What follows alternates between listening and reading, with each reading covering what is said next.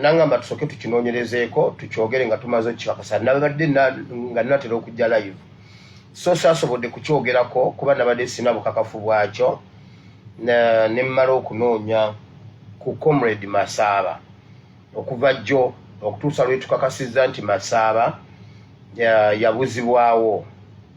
Kyatukola bubi era kya buswavu nnyo Masaaba okukwatibwa ku Lwokusatu wiiki eyaggwa. Ku Lwokusatu n'aweza wiiki nga tetukimanyi. Kyagenza okuzuuka obulungi nga abasajja baamukwata basooka kukwata muganda we ate muganda we bwe yamala ne bamugamba akubire Masaaba bwe yajja muganda we ate ne bamuta n'atasobola kutubuulira n'atasobola kugenda ku kitebe kukitegeeza mbu baamutiisatiisa nnyo yatya atya n'okwogera n'ekintu kyonna. So Comrade Masaaba n'abanga amaze ewiiki n'okusoba ng'ali mu mikono ng'ali mu buwambe. Jjukira ku Lwokubiri yali ku kitebe yali tannagenda ku kitebe nayogerako nayeko ennaku before bye twayogera byali byaffe sijja byogera wano naye kibi nnyo tumubanje ate ne bekikwatako ku ground bambi mutandike okutaasa n'okunoonya Comrade Masaaba waali.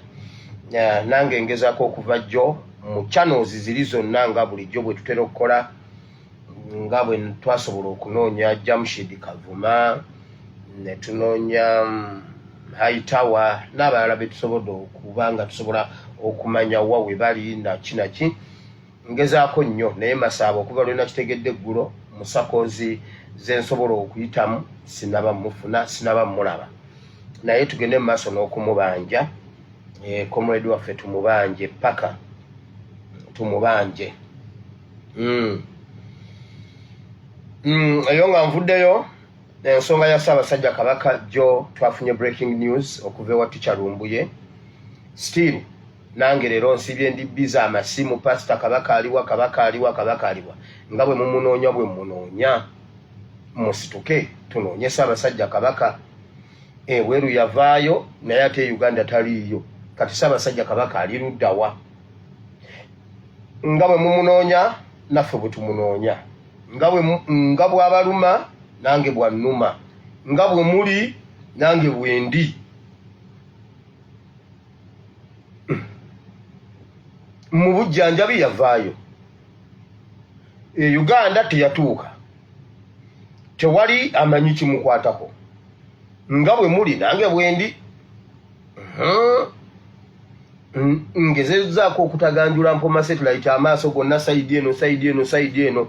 Ssaabasajja Kabaka sina we mulaba, sina we muwulira, sina conversation yonna gye mpulira ekwata ku Ssaabasajja Kabaka. Kaakati ogwo omusango gubeera gw'abantu guba guddeyo mu kooti y'abantu munoonye Ssaabasajja Kabaka. Waliwo omuntu ansheyalingidde akavidiyo waliwo abaatumeketereddeko emberenge nze ne Teacher Lumbuye. Sandiboogeddeko naye mmwe bagenzi mmwe omugenzi Kimbugwe neesonyiwa nze tojja kunzuukukirako mbujakyaziza mukaaku atasobola kugula mmere mu diaspora, atasobola kugula sowaani ya mmere mu diaspora talina kyaŋŋamba. Muzeeyi Kintu emyaka gyo gikweyimirira mpulira ennaku gwe gwoyingira mu ataaka zaffe oli jjajja wange kuba ozaala Afande Katongole. Muzeeyi Kintu wejjeeredde nkwesonyiye wa myaka naye senga towe emyaka gyo kitiibwa n'enkulumba mulife todduka mulife don't run bwenkulumba. Leero nkwesonyiye Muzeeyi Kintu siniya Kintu. Mbunze ne Teacher Lumbuye mbusimanyi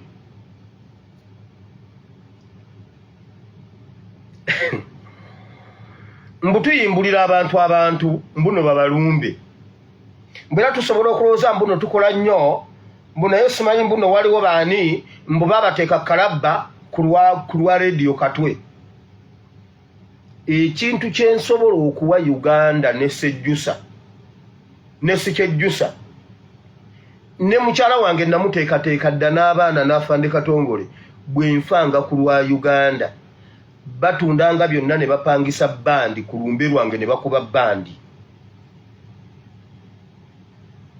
Bwe babanga tebanzitidde mu bwenzi, tebanzitidde mu bubbi, tebanzitidde mu biki, naye wenfiiriranga eggwanga tebejjusanga. Era awo Maama Ebeni akkirizibwa n'okufumbirwa omuntu omulala. Akkirizibwa n'afumbirwa n'omuntu omulala mu mirembe, naye bwe kibanganga si kyekyo tagezanga ne yeetantala kuba tebijja kuba birungi. Naye bwe libanga gwe Kimbugwe temututiisatiisa na kufa.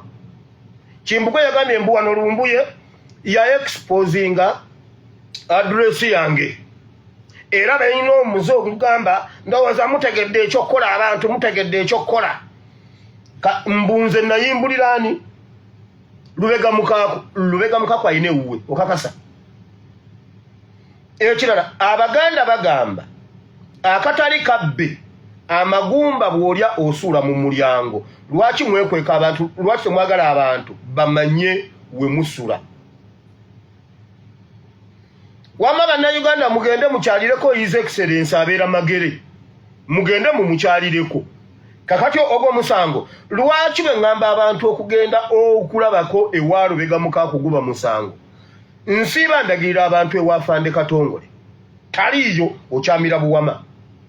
Bw'oba osimbula Kampala okwata Masaka Road, kati awo aba akyali Buwama Road, naye kulwakuba mmwe mwamutuuma Masaka Road. Masaka Road atandikira Buwama okudda eri. Bw'otuuka e Buwama ng'odda Masaka obutta ku mukono gwa kkono n'ogenda e Katebo, totuuka Katebo n'oweta n'ogenda ewunjako ewasibuka ab'enkima. Nsiiba ndagirira abantu ewa Afande Katongole embuuza ogwo musango mwekweka ki? Lwaki temwagala abantu bamanye ewammwe? Mwina kye mwakola abantu? Nsiiba ndagirira abantu nti nze ndi wano ku bitaala ewa Ndegeya. Muzeeyi kintu waŋŋambye ndi Munyarwanda. Muzeeyi kintu nkwese, muzeeyi kintu kye nkwebazaako weebale kundaba, weebale kungoberera. Yagambye oyo simanyi mbuno Paulo Mwanga. Simanyi mbu bwe bamubuuza n'abuuza kati gwe Omunyarwanda gwe ŋŋambe ki? Mbu kati nze Omunyarwanda ŋŋambe ki muzeeyi kintu? Mbuno mbwe ekirungi nze navumbula akabano, ekirungi oyo omwana ye yavumbula akabano era akamanyi kuba naye wa akabano. Muzeeyi kintu nkurespektinze lwakuba oli jjajja wange. Ddamu oyingire mu ataaka zange. Ojja kunyumizaako n'omuzzukulu wo nsirise leero nkuwoniinze. Gwe Lubega Mukaku. Lubega Mukaku walemwa okubeera ne ssente ezigula emmere mu diaspora. Ne batandika okukulonderera obuwogo obugenzeeko otunyeebwa. Ne bakuggira emmere mu kibaafu. Mu kibaafu kya Kasoso ne bakugiramu omummondo ogwali gutukulatukula. Ne bakukenenuliraawo ne bakuwa emmere ng'abantu bagenze. Mukaku toyina ky'oŋŋamba. Nze nsobodde okumanejinga diaspora ndi mu mwaka gwa 8. Firiji ejjulamu enkoko. Omwana bamuyita Sekajja Newton ye yanjigiriza okushopinga enkoko n'ogiteeka mu firiji n'efuuka ekiyinja. Osooka kuginnyika ng'ogenda ogirya, osooka ginnyika ng'ogenda gifumba. Kati nze mbadde mu diaspora emyaka 8. Kati gwe bw'oba tosobola kwegulira mmere kiro kimu mu diaspora, Lubega Mukaku weewummuze. Gwe Kimbugwe ekyakuluma simanyi mbuno abo bakola character assassination. Kimbugwe ebintu bye nakwogerako bya bulimba, tewayagala jjajja friend. Tolibba wa jjajja friend Misha Kabanda. Teyakugulira benzi, vayo ogyogereko. Saba kuba wano kubya match fixing. Ne mugoba coach gundi kana kasajja kana katono kana ka coach ke Uganda kekani. Kekazaba kekani asizaba. kana kakochi kano nakabera Rwanda Uganda kekani Michi benayogera bya bulimba bamagogo tebakugamba onveeko mbuno ngenda kuyiwa ekintu gwe wobo gwe okakasa jjajja friend ti yakugulire mmotoka Kimbugwe tewabba computer mu red paper gwe Kimbugwe da mu bya character assassination ife tuogera mazima mmwe mukola byaki mbuno baba teka ku firing squad ntekako ntekako ori kaliobulo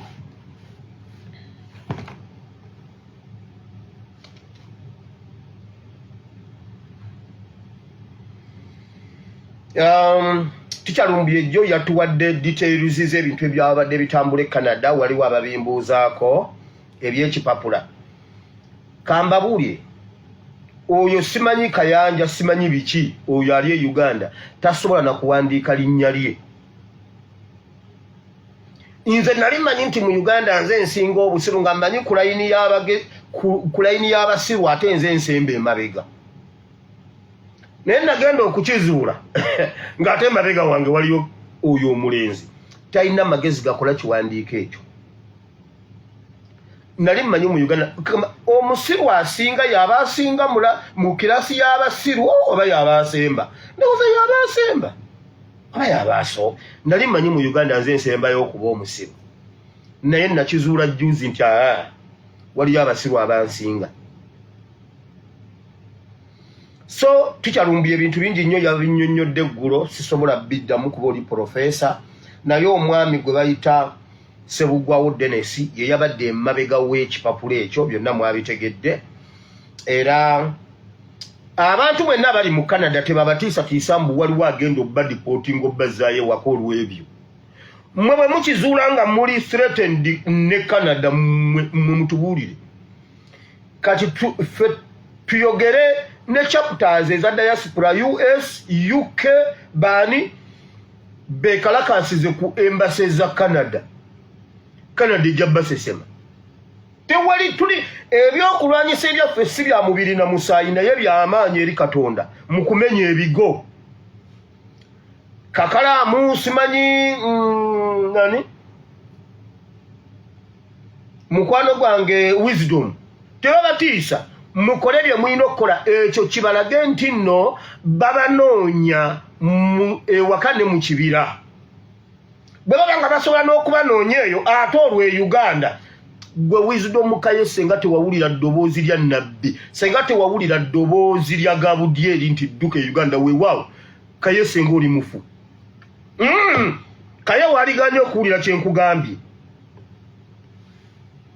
kati senga oli neeyisimu Olexas namugamba n'agaana owulira gwe ekyakuyamba wawulira nakubuuza namukubira esimu nemubuuza wisdom kaye sinze Gabudyeri nti yeggwe ojjukira bwe nakukubira nenkubu sigwe wampa ennamba ya jjajja Ichuli nti nze nagikuwa bye nakugamba nga tonnampa nnamba wabiraba nga bimutuukako nti ye ne mugamba dduka before 3 days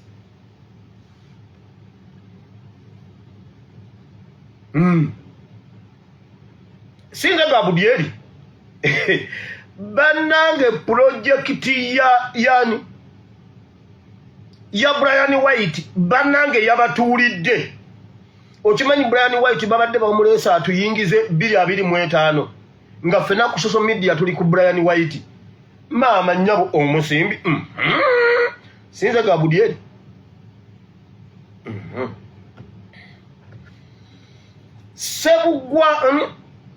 Sebugwawo Dennis yali emabega waakyo oyo Sebugwawo Dennis bw'ataweerwa ate ye Canada emulemye teekawo abiri bw'ataweerwa yagenda okudda e Uganda ebimu kambyerekere waliwo abantu ab'okwegendereza ennyawo mu Canada mbabuulira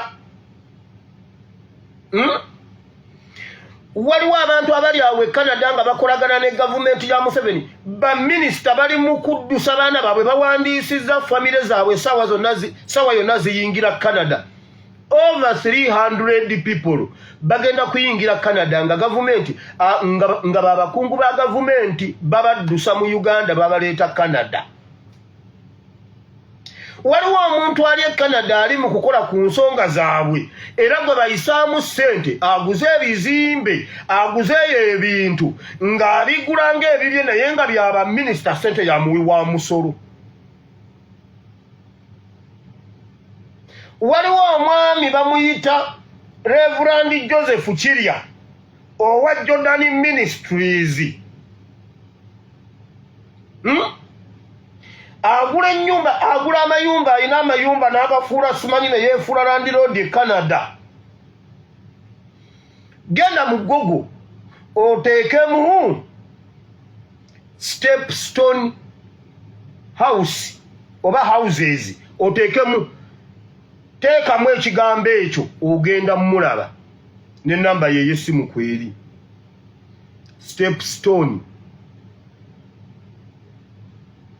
Esente zonna ezigula ezikola ezo simanyi estate simanyi biki ziva Uganda aba gavumenti bonna bakolera mu ye. Ebyo byabalimba mbu musumba wa Jordan biki Jordan ye erimu abantu bameka akola mulimu ki ayimiddeo ku kimu kya 10 ayina abakkiriza bameka alyoka agula ebyo ebizimbe babalimba omusimbi gonna kati bannannyini bantu bananyini sente bagenda yingiza abaana baabwe naye mumanyi ekiri e Uganda. Reverend Kirya Joseph bw'oba manyi oli wankyukakyuka ng'osabira wuwe genda ng'osugumbiza omutwe tokuba ku simu yange.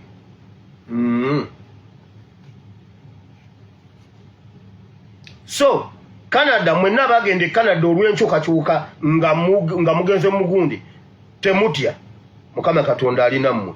Bayibuli etugamba bwe babagobanga mu kibuga ekimu mugende mu kirala bwe babanga babagobe Kampala ne mugenda awo Mukama jabba kuumirawo. Naye bwe mutuukanga e Babiloni musigale nga mweyisanga Abayisirayiri temutuuka e Babiloni ne mweyisanga Abababiloni. Kyentegeeza musigale ku mulamwa. Omusolo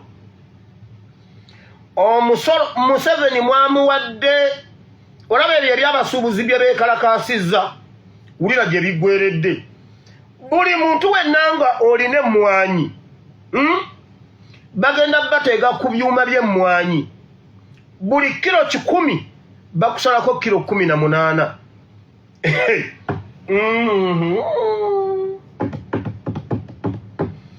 Buli alina emmwanyi buli lwogenda okutunda emmwanyi buli kilo 10 kilo 18 zaani infulisi kasooli buli kilo 10 kilo 18 za gavumenti. Ente buli lufula buli nte neyingira mu lufula sente zogitunda 18%. Kasooli buli kasooli kilo 10 oba wako sente eza kilo 18. Kati bw'obanganga osiga ng'omanyi nti otagetinga kasooli bwati yongerako n'owa Museveni kuba buli kasooli gw'ogenda osiga kuliko owa Museveni buli mmwanyi z'ogenda okunoga kuliko eza Museveni. Ente eyo bw'oba ogirunda manya kilo 18 za Museveni.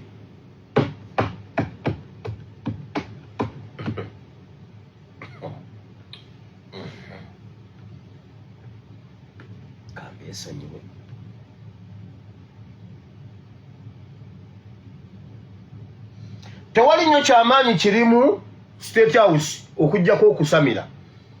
Museveni yaleeseyo omusawo omulala bali mu okusamira okwasoose kwawedde ng'omusamize yamugambye bw'ati omusamize yavudde Rwanda mu kitundu kye bayita Gikongoro. Ekitundu bakiyita Gikongoro simanyi Gikongoro. Ono omusamize bamuyita sindubaza chacha okusamira okwasoose yamugambye omwoyo gw'eggwanga gwagaana okuyambala mutabani wa Museveni kati n'amugamba bw'ati amufunire eŋŋaali amufunire empa abaana amufunire ente enzirugavu n'ente enjeru basooke bakole ku kyokwambaza omwoyo gw'eggwanga okwambala omwana we naye omwana taliiko yadde akawewa akalema oyo omusawo waakumeka ebyo sigenda bigendamu. Mama Fina nina fayiro ku mmeeza making sure nti ota ebintu by'abaana ba Kiggundu. Wafumbirwa Kiggundu tewamuzaalirayo yadde mwana n'omu, mwali mu mission ya kumutta gwe ne Museveni era ng'Abanyarwanda bwe mubeera ne mutta omusajja n'otwala ebyobugagga by'abaana. Weefuula ayamba abantu ab'ebweru nga wabba ebintu bya Kiggundu. Abaana babonaabona otudde mu mmaali y'abaana abo. Mama Fina abaana beekubidde enduulu, poliisi buli wa poliisi gwe bakigambako ajja wuwo ng'omubalira ng'ensonga azituulira. Buli munnamawulire aba interviewinga ng'akuleetera interview ng'omubalira ng'agira abituulira. Buli ow'olupapula yenna munnamawulire ow'olupapula bwe babimuwa ng'omubalira ng'asirika. Abaana bali suffocated, tebayambiddwa. Poliisi tebayambye, amateeka tegabayambye, media tebayambye. Kakati omwana kakati nedda fayiro ku mmeeza. Kwata ebintu by'abannamwandu obibawe. Kubanga ekigenda okujjira tokimanyi. Kwata yangu otuuze olukiiko obawe ebintu byabwe, otherwise nzija. Ojjukira bwe watulimba wano n'otuleetera Fiina. Mbu Fiina ayise ebigezo. Simanyi mbu naafunye bumeka. Okakasa.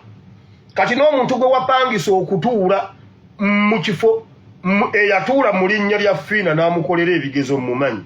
Kati nkuwadde Kisaamulo. Kwata ebintu by'abaana ne bannamwandu ba Kiggundu obibaddize. Tewazaalira Kiggundu mwana.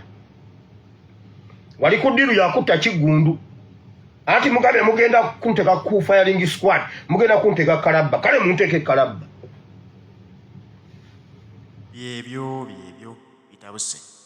Abakolagana ne Mwami Museveni tebalina njawulo ku bikolwa bye. Omanyi bw'oliraana sitaani kikuwa amaanyi okulowooza nti naawe ofuuse sitaani. Bonna abeekulubeeseza mu layini eyo ebikolwa byabwe bifaanaganira ddala. Weewuunye musajja wattu yalina abaana be. Abaana ba Kiggundu babonaabona kubanga kitaabwe yattiwe. Maama Fiina yakaaba amaziga amayitirivu ennyo ng'alaga nga bw'alumiddwa bbaawe. Kumbe yali mu lukku lwatta omusajja.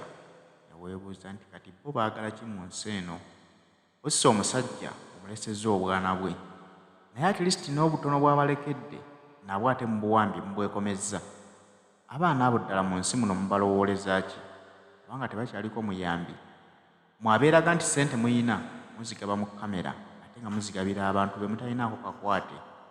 At least ezo ensimbi z'agaba singa waakiri aziwa abaana abo ne zibayamba ne tumanya nti alina kyabateekeddeteekedde. Naye talina kyabayambye, ayamba beebweru okuwaanibwa bamukubira enduulu. Ebifaananako ne Mwami Museveni nti eggwanga lyakulembera bannansi tabayambye. Naye ate ayamba ye bayita abasiga nsimbi abava mu mawanga gye bavudde. Naye nga talina bw'abayita, wabula ayagala amawanga gamukubira engalo gamutendereze. Ne weebuuza kakati baba balowooza batya? Okuleka owuwo ow'omunda n'otulaga nti oyamba ow'ebweru. Mama Fiina weddeko. Abaana b'omusajja bawe ebintu byabwe kuba naawe si gwe mwavu nti tolina ky'olina. Maama Fiina mukazi mugagga, tumumanyi ng'omukazi ayinawo. Naye ate okwekomya ebintu by'abagenzi ate nga n'omugenzi siga nti yeefiira mmwe mwamutta. Kiba kiraga mutima gwa buzadde ddala. Kwata ebintu by'abannamwandu ba Kiggundu obibawe. Olina mu Kiggundu omwana. Nkuwadde Kisaamulo. muwala we yali gye sitalinga bulungi naye si ye yatuula ebigezo fiina teyatuula bigezo bwe guba mukebe temulimu yadde akaweke kasukaali akenyenya bwe kati munda eri ewaffe mu Luganda olw'emawokota bakiyita emputetini. Repeat after me, emputetini. Kaakati nja kukulumba ojja kakasa nze tebandoga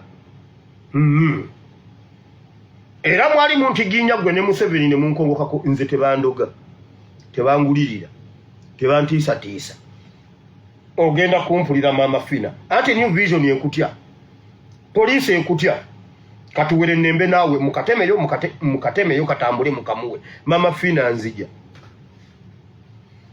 kwate ebintu by'abaana ba Kigundu obibawo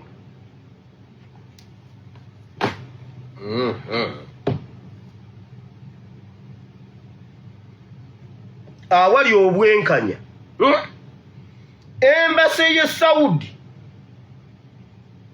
muva wala Katikiro wa Busoga